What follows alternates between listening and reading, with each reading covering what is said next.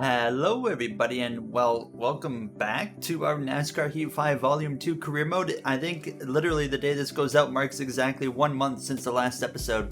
We're back. I was waiting for news on if the next gen mod was going to come to this game or not, but it's been basically non-existent. I haven't heard a thing. So we're going to bring it back and see what happens here. And as well, the iRacing Career Mode is going to be coming back in a new form soon, so stay tuned on that. Very excited for that one. That's going to be a crazy series that I'm excited to kind of revamp, and now that I know kind of which direction I want to take that, now that I have been able to get a feel for it. But we come into the Pocono doubleheader weekend, 8 points below the cut line here in our rookie season for this Richard Childress Racing team.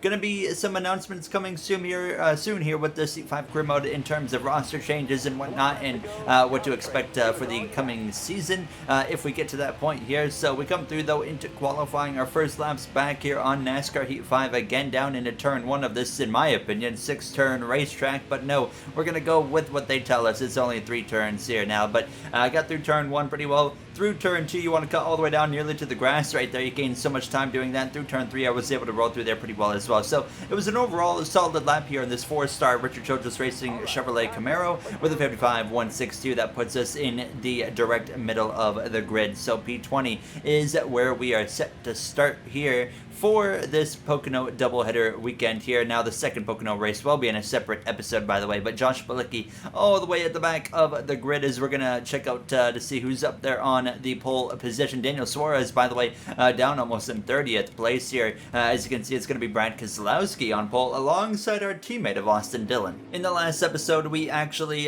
made a few rivals. Eric Jones was one of them, Martin Truex Jr., and I think we made one more as well, although I don't actually remember who it was, but I'm pretty sure we have 3 rivals, and I completely forgot to look before the episode started. I didn't remember we had made any rivals until I got into this race weekend and saw the message, but nonetheless, we get underway here from this Pocono doubleheader weekend with Brad Keselowski, Austin Dillon up there on the front row. Richard Childress Racing right now looking to get all 3 cars in the playoffs. Right now, Tyler Reddick, he won at Sonoma Raceway, so he locked himself into the playoffs after we came up just short with a runner-up second place finish. Austin Dillon currently is very comfortably on points inside the playoffs here, so unless something catastrophic happens, he should be okay. And here we are, 8 points out coming into this weekend, so hopefully we can come out of here with a very strong, hopefully top 10 finish, and we're actually going to have one of our rivals of Eric Jones giving us a big push down this second straightaway here, down into turn 2, and he's not going to waste any time now, actually going to run straight into the back of us, send himself sideways. We were 3 wide briefly with him, and already I'm getting the rival treatment here that we dealt with so many times in the original career mode with Joey Logano,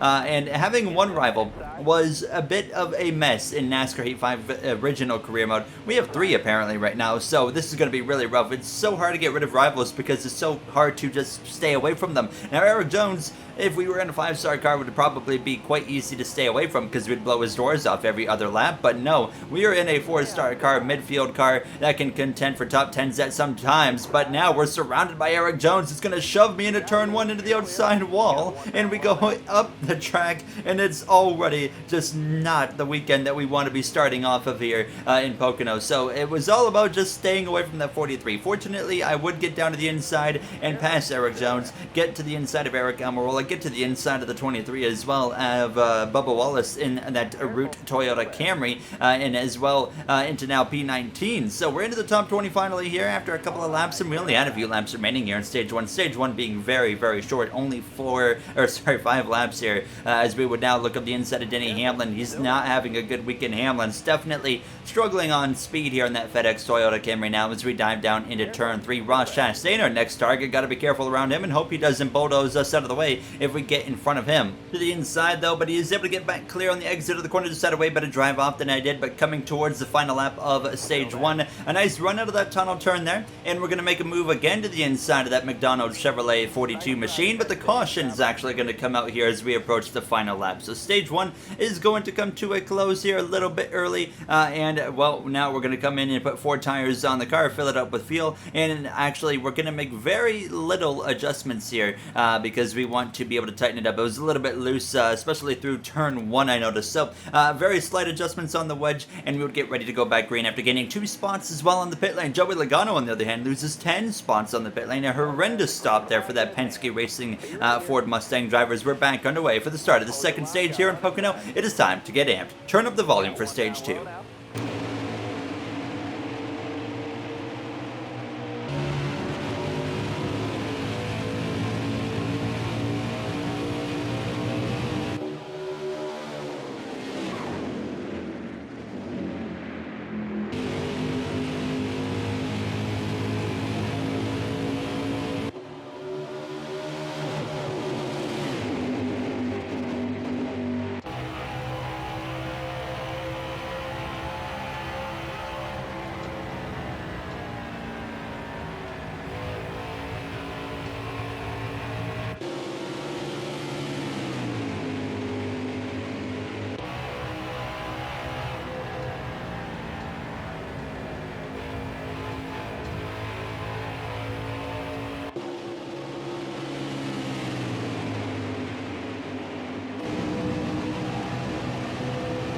There you have the amp segment. We're back here in this second stage of 2 laps in of 11. It's a pretty lengthy, double the length, over double the length of stage 1 actually here. Now as we're up the inside of our teammate of Tyler Reddick. Now when it comes to our teammates, I'm going to race Reddick a little bit different than how I'm going to race Austin Dillon, because Reddick is guaranteed locked into the playoffs with that win he got at Sonoma. So I'm going to race him a little bit more hard than I'm going to race that 3 of Austin Dillon, who's obviously not locked in on points, but has been running very consistently well this season so far now as well. We try to get to the back of that number 4 of Kevin Harvick and maybe try to slip up the inside of him here as we head down into turn 3. But over the last few races, if you guys remember back to when that was happening, we had been having some rough stretches there. It's not been a great season in this 4-star car, but today we're bringing some speed to this circuit here in Pocono. Now up into P12, maybe even a chance of stage points here before this thing comes to a close. Now up the inside of William Byron, and what my opinion was, this is one of the ugliest paint schemes of 2021 here now. I like his Raptor scheme that he has this year with just a pure black base, but then it's got the, what is that, like a mix of green and yellow accents around the car, and I think that looks really good with like the number and stuff. But nonetheless, you know, working our way past that ugly William Byron car into turn 3 with less than 10 laps remaining here in stage 2. We are 1 spot away from the stage points. Now, a lot of these cars around us still have a lot of speed, so it's going to be a difficult top 10 to get here up the inside of Christopher Bell. And we move into P10 here, so we get stage points here by only 1 point. Now trying to get a second one after trying to pass the pole winner of Brad Keselowski. Kyle Busch currently leading the way, but I think our biggest issue this season so far that's been kind of plaguing us in this number 27 machine is the lack of stage points. We've been struggling here to get stage points. We've been just simply relying on stage 3 overall points to kind of carry us to the point that we've gotten to so far. So it's definitely been difficult, and we really need to emphasize getting those stage points, and we're not going to get them doing that right there. Losing a spot again to Christopher Bell. William Byron as well going to go through on the inside, so we go back down to the 12th position. Like I said, you know, getting these stage points here around these guys, they're very fast. It's a tough battle here to even get to 10th place in this car that we have as we continue to try and put the fight to them. But we were having some good battles here in stage 2. It was actually a lot of fun fighting these AI here. Now again, up the inside of William Byron, we were able to actually comfortably maintain the gap to Joey Logano, and he started kind of falling out of the picture here. So up the inside of that 24 through the tunnel turn, we're going to once again be able to get clear of that 24, gain the position, and now we got to pass Brad Keselowski to get into that 10th spot for that 1 single stage point. But I will gladly take 1 single stage point over no points whatsoever. So we get past that number 2 of Keselowski, move up into P10. Next target, Mr. Matt DiBenedetto here, as we went up the inside of him here through 3, and it was actually a relatively easy pass right there on that Wood Brothers Ford Mustang. So up into 9th place, and now here we are with a chance to go for potentially even 3 points in stage 2. Now on the inside again of that Rheem Toyota Camry, Joe Gibbs Racing driver of Christopher Bell. Now as I try to side draft him here, get right on that left rear quarter panel, pull him back towards myself, and it works for the most part here. As we head down into the tunnel turn, he was able to pull back a little bit further ahead. Logano now back up into the mix as well. He kind of, like I said, kind of fell off a little bit, but now he's bringing the heat back to us here as we approach the final couple of laps, and we're still side by side into turn 3 with that number 20, but we should be able to clear him right here, and yes, we do. We get past that 20 of Bell and comfortably hold on to 8th place, but we know that this stage is far from over because as we came to 2 laps to go, here comes Logano now. I just had a bit of a poor exit out of turn 3, and that Shell Pennzoil Ford Mustang gonna slip up the inside there, and here comes Christopher Bell again. So it's just a lot of back and forth here in this second stage now, as we are just almost like kind of trying to time it right here on our moves, because if we maybe go up into 8th place a little bit too early, we're going to be a sitting duck on that final lap. So but we're on the inside again of the 20 of Christopher Bell into turn 3, and we once again pass him for 9th place. So when do we put the fight to Logano? It was out of the tunnel turn on the final lap of this second stage here down towards this turn 3 for the final time. It was going to be Kyle Busch, pretty well cruising his way to a stage victory here. Now, he's been so strong this season, looking for, I think, win number 3 today on the season if he can pull it off here, but it's going to be side by side, a little bit of contact with Logano, wheel to wheel. I try to side out, it's not going to be enough. Logano gets us at the line, so we get P9 here in this second stage, but that's 2 points, and that could be a very big 2 points when, well, it comes to the very end of the regular season when we're fighting to get into the playoffs. So we will absolutely take those 2 points right there with that 9th place results. Coming into the pit lane for 4 fresh tires, 2 cans of fuel, and absolutely no adjustments on the car, because I was actually really enjoying how the car was driving. Now it just kind of felt like more it was down to the raw pace in a straight line for this car. That was kind of maybe holding us back a little bit now as we get ready to go back. Green flag raising there. You got our teammate of Austin Dillon there on the row in front of us. We're back on the way, and it's actually going to be just like stage 2, 11 laps here to go. So the exact same as that second stage now. So we now know kind of how we are going to be able to handle this thing, because we have the same amount of laps. We know how this car is going to drive towards the end of the run. So I actually felt pretty confident going into this final stage here behind that number 12 of Ryan Blaney. Dillon on the outside through 1, and actually we might be able to get ahead of him. A little bit of contact there on the exit of the corner really pushed up the track as Kyle Busch is trying to have a runaway victory here in that 18 car. He's been so strong so far today in Pocono. Kyle Busch is always a threat when it comes to Pocono Raceway, and proving that here now as well. Martin Truex Jr. up there in the mix. Kyle Larson, Chase Elliott, Hendrick Motorsports overall having a good run. You got Bowman, Elliott, Larson, all up there in the top 5, but William Byron is the only one kind of struggling a little bit outside of the top 10 currently, but he's right around that top 10, so definitely don't rule out that number 24 either. But Larson still looking for his first win, surprisingly, on the season. We mentioned it before. Kyle Larson is the highest on points here in this 2021 season without a race victory. So Larson, although he hasn't won, he's certainly not slacking by any means. He's actually very, very, very fast here in this career mode so far. But Elliott actually moves up into second place over Truex and Larson and Bowman, the rest of your top 5 here. Now Blaney, Logano, Dillon, 6th through that 8th position as we try to close in. But I was struggling on the short run here in stage 3. I just couldn't get the car to kind of rotate the center of the corner like I was needing to. It wasn't exiting as good. So William Byron actually was able to run me down, get to my inside here on lap 24 of 32. Now we're going to be wheel to wheel, but he might even be clear. Yes, he will. He's going to be clear down into turn 1. So we drift back down into the 10th position here now as we got De Benedetto side by side behind us in a rear view mirror alongside that Ream car of Christopher Bell. I'm not going to just let William Byron drive away on this one or set in behind him, let it happen and wait till maybe late in the race to make a move. No, we're going to put the fight right back to that 24 of Byron here as we went down into turn 3 going for that position, and sure enough, we should be able to clear him there. The outside, such a disadvantage when it comes to Pocono Raceway. So comfortably back out in front of that 24, but we know that straight line speed, that's kind of where our weakness is, and you're going to see that once again because there goes that 21 of De Benedetto. He is able to just power by me on the inside, and actually he's going to bring Kozlowski with him nearly, but actually Kozlowski checks up a little bit, so that allows me to get back down into that inside line here. So we hold on to P10 briefly. If we can come out of here with the top 10, be a pretty competitive effort, but will it be enough to close in on the 8-point gap? Caution comes out with 7 laps remaining here in the race, and this is actually going to force a late race restart on the pack here now. So now everybody's going to have to race it out here the hard way as Kyle Busch is going to have a little bit of pressure to handle now as he's got Elliott Elliott, Truex, Bowman, as well as Kyle Larson to take care of as we're going to be back underway. It's going to be a 3-lap dash, so still in regulation here, no overtime necessary yet here. Will we need overtime? I'm going to say very unlikely at this point. Could not get a look at what brought out the caution. The replay system never did show why the cautions came out, but we do see 2 cars on the pit lane, and we had 2 cautions here throughout the race. So whoever it was, we'll find out in the race results now as we exit turn 1. Ryan Blaney just in front of us. Matty Benedetto on the inside there, trying to move his way past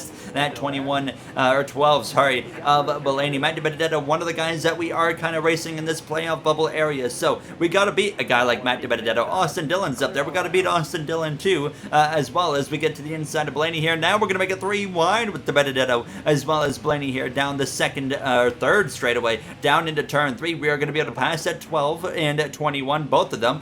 So moving up into 8th place. So actually the 12 of Blaney holds right there on my right rear quarter panel. So hold on, we haven't quite completed the pass on the Penske driver, and we actually continue wheel to wheel here 2 laps ago from Pocono Raceway. Now as Kyle Busch takes a commanding lead here in these closing laps. Now it's going to be difficult for anybody to beat him at this point, but down into turn 1, this is our opportunity right here. We will clear that 12 of Ryan Blaney, move up into 8th place. Now we would run down our teammate of Austin Dillon here out of the tunnel turn, approaching the final lap of this race. This right here, an important battle, because Austin Dillon, myself, both, Austin Dillon's comfortably inside the playoffs, but he's certainly not locked in by any means. So important for us to get that extra point. Every single point at this point in the season matters. I think we only have 7 races left in the regular season once this episode is over. That's not a lot of time to make things happen, and even if we are only 8 points out, it is still not a position we want to be in, even with the 7 races remaining in this regular season here. But white flag in the air, down into turn 1. You see up ahead Truex making a pass on Elliott, Larson in 4th, Logano, Bowman 5th, 6th here, still side by side with that 3 of Austin Dillon here as we head down this second straightaway now, as I don't really have any slipstream help, and that 3 certainly does. We get right there on his quarter panel, but clearly not enough, as he's able to get back clear of myself here. Down in the tunnel turn for the final time. This is our strongest point of the track. This is where we can make a difference, and sure enough, we were able to get through there so much better than the 3 contact with the 3. I was expecting him to glide up towards the wall a little bit more. He did not do that here, so we continue side by side into 3 for the final time here at the Tricky Triangle, but then we still got another race to do in the next episode of Pocono anyway, so big learning experience for us here today to take into the next one, but it's wheel to wheel to the line. Kyle Busch wins in Pocono. Austin Dillon is able to hold us off, and we cross the line to finish in a respectable, in my opinion, P8 here at the Tricky Triangle. So I was overall happy with that result, although it certainly could have maybe been 1 spot better. If we could have got 7th place over that 3, that would have been nice. Our other teammate of Tyler Reddick there in P16, as you can see, rounding out the top 20 is going to be Eric Almirola, as well as going through the rest of the grid. Daniel Suarez down there in 30th place for Trackhouse Racing, and the 2 DNFs actually, Ty Dillon and Cody Ware there for Rick Ware Racing. Unfortunate for Cody Ware, but a nice kind of bring back here of the C5 career mode after a month away, and I hope you guys certainly enjoyed it. It was quite a bit of fun, to say the least. So if you guys did enjoy, you absolutely do know what to do, and you can see there we somehow lost points. I don't know, because Alex Bowman ran so good is actually how that happened. I forgot Bowman was in the bubble area, so that is not good for us. We are 18 points below the cut line, so that is not what we needed. And going into the next one at Pocono, hopefully the 48 has a bit of a rough day, and we can have just as good of a day as we had today. But that's going to do it for me. If you guys enjoyed, like I said, you know what to do. I will see you guys in the next one. Thank you so much for watching. Have a great day, everybody.